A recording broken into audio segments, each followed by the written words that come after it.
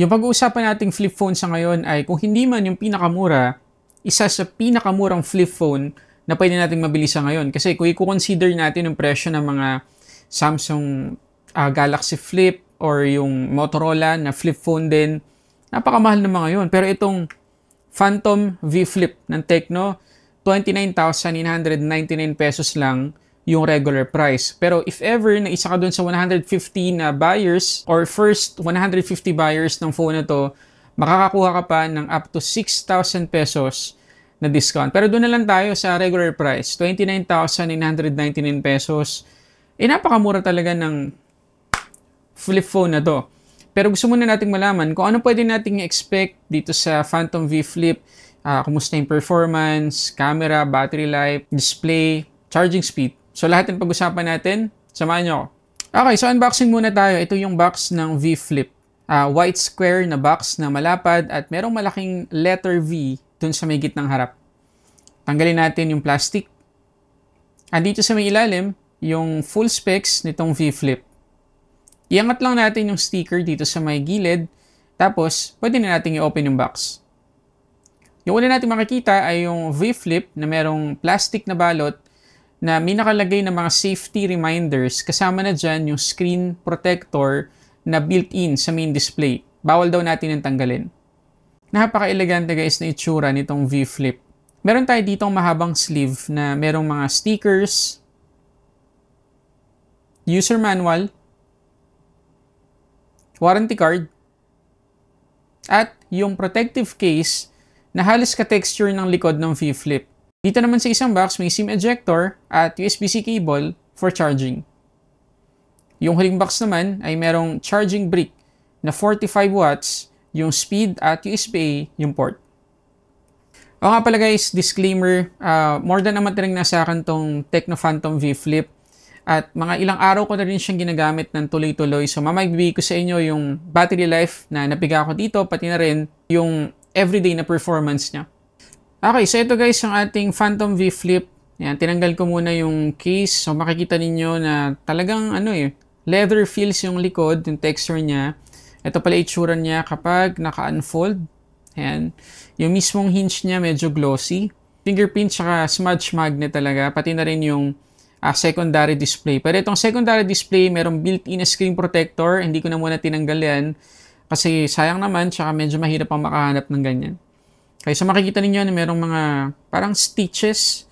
Ayan, papunta rito sa may taas. Meron pang isang colorway, itong Phantom V Flip, yung Iconic or Mystic Dawn. Ito yung Iconic Black, pero meron pang Mystic Dawn. Yung pagka-purple yung overall na kulay nun. At iba din yung pagkaka-design nila doon sa Mystic Dawn compared dito sa Iconic Black. So, depende na lang. Feeling ko lang naman, doon sa mga bibili nito na mas gusto ng neutral color, okay itong black sa atin. Pero kung medyo fashionista naman tayo, pwede naman yung Mystic Dawn. Ngayon, kung pag-uusapan natin guys, yung hinge nitong Phantom V Flip, according to Tecno, tatagal to ng 200 plus cycles. So, isang cycle yung pagbukas at saka yung pagsara. Ngayon, nagkaroon lang ako ng gumawa lang ako ng rough estimate. Ilang taon yung aabutin ng kanyang hinge bago masira. Sabihin na lang natin na flat 200,000 cycles yung lifespan ng kanyang hinge. At sabihin natin na nasa 50 times tayo or 50 cycles yung ginagawa natin every day, 50 na ganyan, sa buong araw, tatagal to ng 10 taon. Malamang sa loob ng 10 taon na yon, hindi na to yung daily driver natin. So, ganun katiba yung hinge niya, maasahan na rin. At sa paggamit ko naman talaga dito guys, wala naman ako naging issue sa kanya kung ano yung feels ng kanyang hinge. Nung day 1, ganun pa rin hanggang sa ngayon. Kagaya nung sinabi ko kanina, more than a month nang nasa akin tong Phantom V Flip at ganun na ganun pa rin yung experience ko sa kanyang hinge. At makikita ninyo, walang gap guys.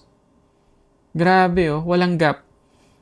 And reminder guys ito yung first gen ng mga flip phone ng Tecno.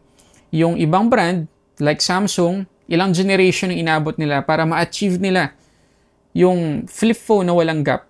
Pero dito, una pa lang wala nang gap. So, thumbs up sa Tecno. Ngayon kung titingnan natin ng mga buttons, ayan, makikita natin dito sa may right side yung kanyang fingerprint scanner na power lock button na rin. Ito yung volume up and down buttons. Dito sa kabila, yung ating SIM tray.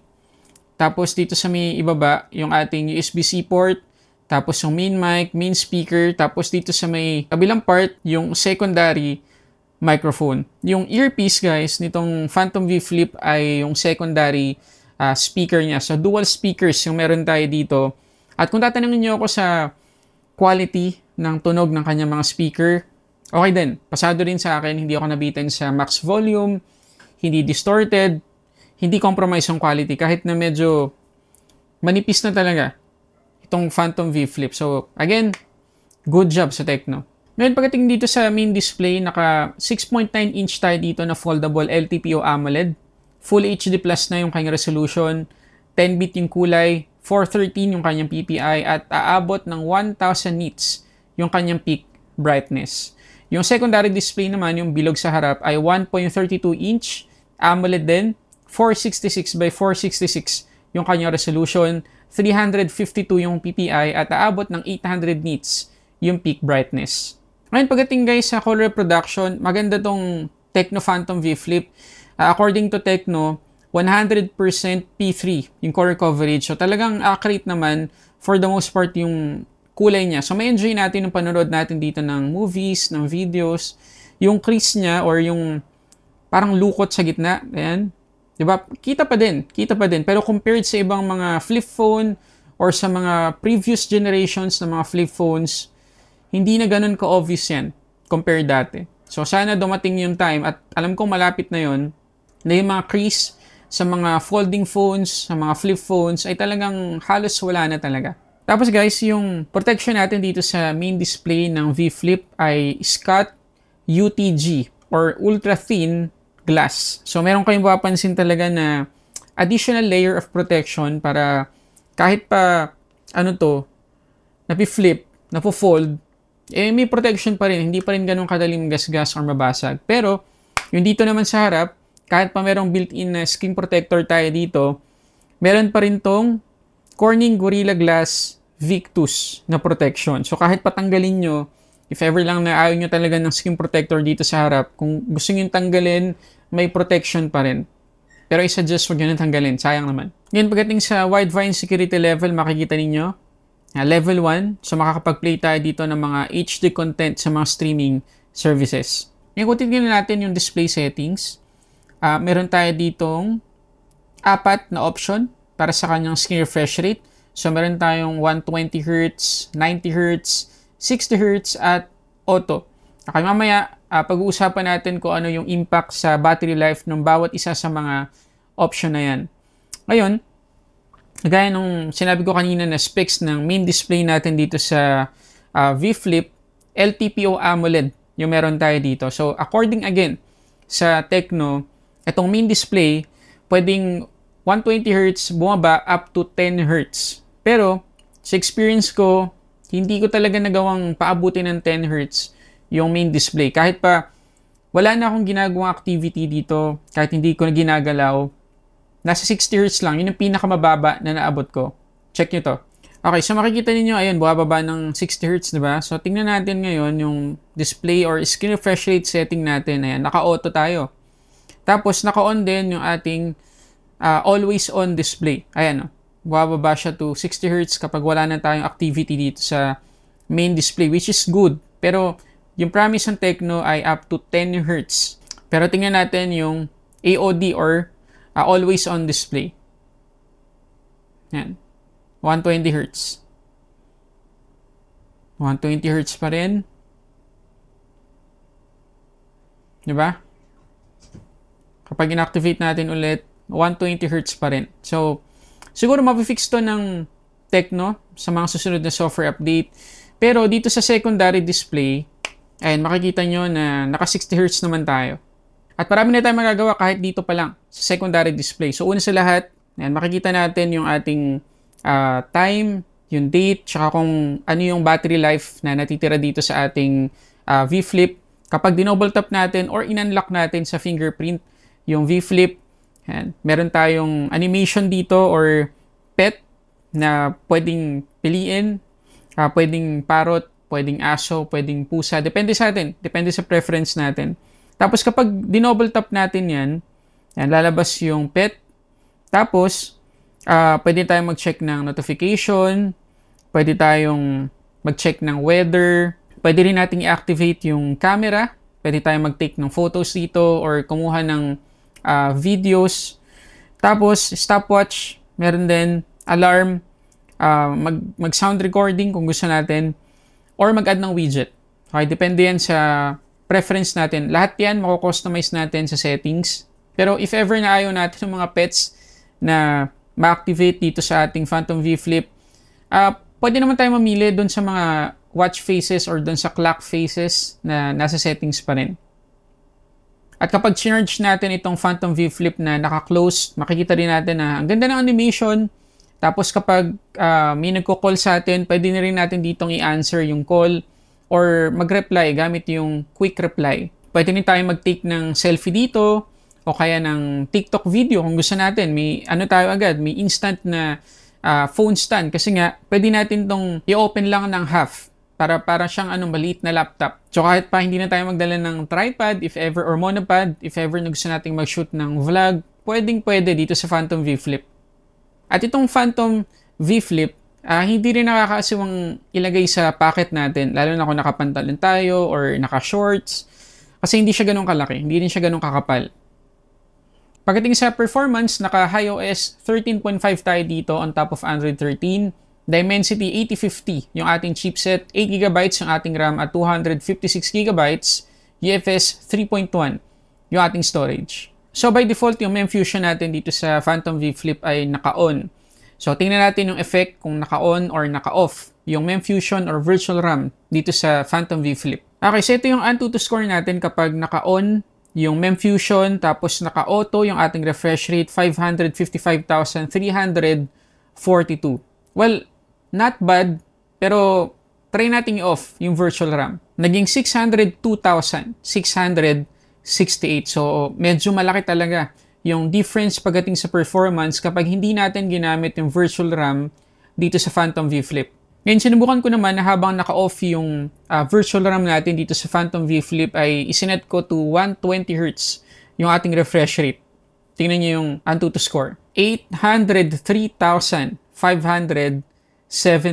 Sobrang laki ng na-jump na performance. So, if ever lang gusto ninyo ng optimal performance dito sa phone na to, pwedeng i-lock to 120Hz yung refresh rate. Ngayon, hindi ko sinasuggest or nire-recommend na mag-games kayo dito sa Phantom V Flip, pero if ever lang na maisip nyong gawin yan, kayang-kaya talaga. Very capable yung phone na to sa gaming kasi makikita ninyo dito sa Grid Auto Sport, unang-una sa lahat, compatible siya. Pangalawa, kayang-kaya niyang i-run, napakaganda ng graphics, walang hiccups, walang frame drops, buong game, napaka-smooth. So kahit na ano pang application ang patakbuhin natin dito sa Phantom V Flip, kakayanin niya talaga. Okay, sa pag-usapan naman natin yung camera nitong V Flip. So meron tayo ditong 64 megapixels 1.7 aperture na main shooter. Meron tayong 13 megapixels na ultra-wide at 32 megapixels na selfie camera. Ngayon, kung titingnan natin ang mga sample photos kuha dito sa Phantom V Flip, mapapansin niyo na okay yung quality. Hindi naman super impressive, pero pwede na para sa presyo niya. Tapos yung night photos, okay din. Tingnan niyo yung mga sample shots.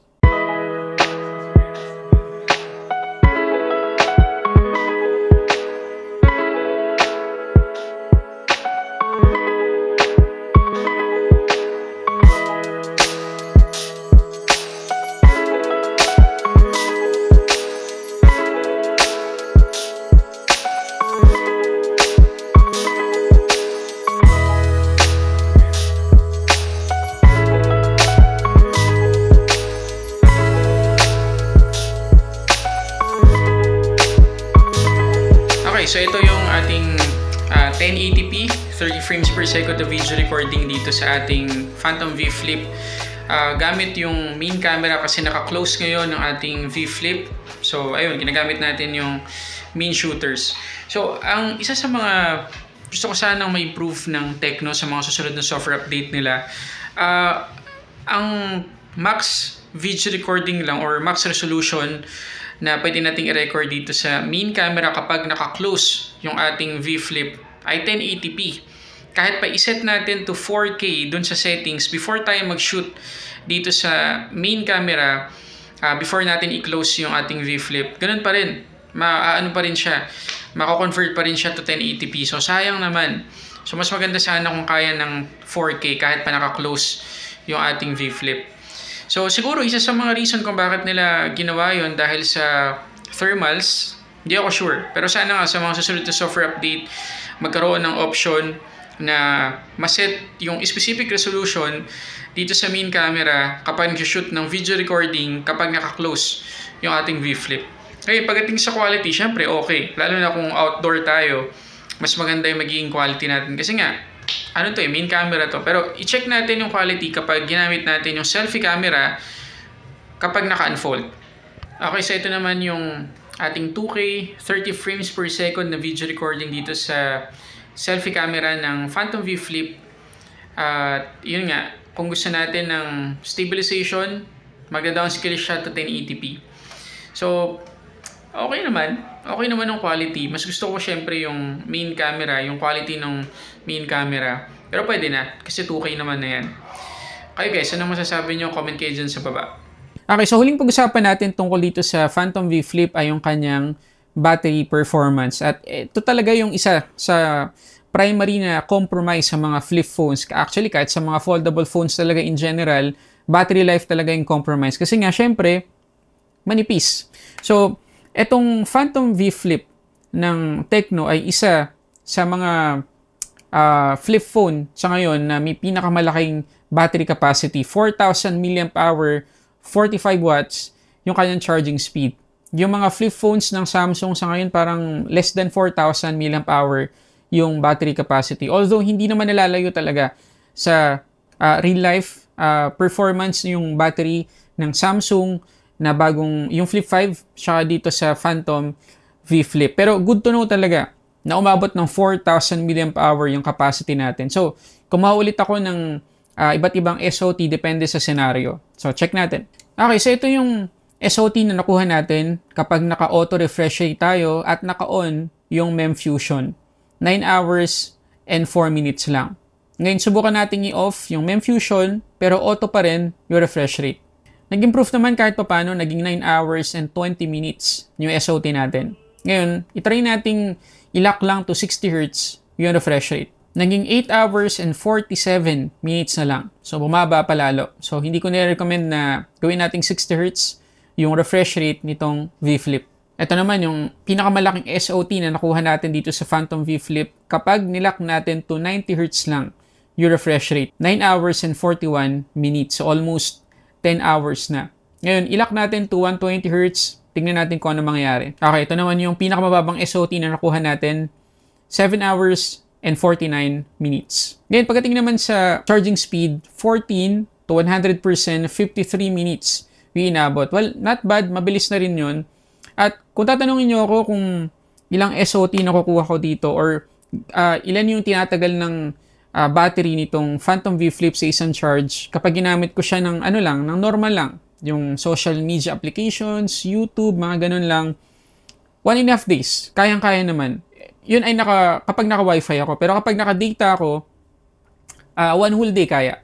So, sakto lang. Hindi tayo masyadong mag-expect ng napakagandang battery life sa isang flip phone sa panahon ngayon. Pero syempre, darating talaga yung time na yung mga flip phone kagaya nito ay magiging kapantay na yung battery life ng mga bar phone. Sana lang. Okay, so anong verdict natin guys dito sa Phantom V Flip? Sa tingin nyo ba, bibilin nyo yung phone na to for 29,999 pesos? Comment kayo dyan sa baba. Ngayon, kung ako'y tatanungin ninyo guys, nagustuhan ko siya eh. Halos wala talaga ako reklamo dito sa flip phone ng Tecno. Napaka-smooth ng performance, napakaganda ng display. Okay naman sa akin yung yung secondary display. Battery life, makakasanayan din. Okay na rin para sa presyo niya. At considering nga na parang half the price yung V Flip compared sa mga malalaking brands ngayon na mga flip phone, okay na to. Sulit na to kung talagang gusto natin ng flip phone experience, kung hindi pa tayo naka-experience. Tapos yung hinge naman niya, maganda yung promise ng Tecno. Pero syempre, depende pa rin yan. So kung paano natin to gagamitin. Meron lang ako dalawang bagay siguro na gustong makita sa susunod na alteration nila ng flip phone. Una sa lahat, yung sinabi ko kanina, sana hindi na bilog yung secondary display. Sana pahaba o kaya square. Kagaya dun sa sa Oppo and Flip, kung di ako nagkakamali, napakaganda ng secondary display. Para sa akin, yun yung pinakagusto ko sa lahat ng flip phone na secondary display, yung sa Oppo. Tapos, sana sa susunod na alteration, meron ng IP rating. Kasi kung di ako nagkakamali, talagang hinanap ko sa webpage ng Phantom V Flip sa website ng Tecno, wala talagang kahit anong IP rating to. So medyo nakakapagbigay sa atin ng pag-aalala pag ginagamit natin sa labas. So, again, makakasanayin natin. Okay? Hindi na to masama para sa 29,999 pesos. So, marirecommend ko siya.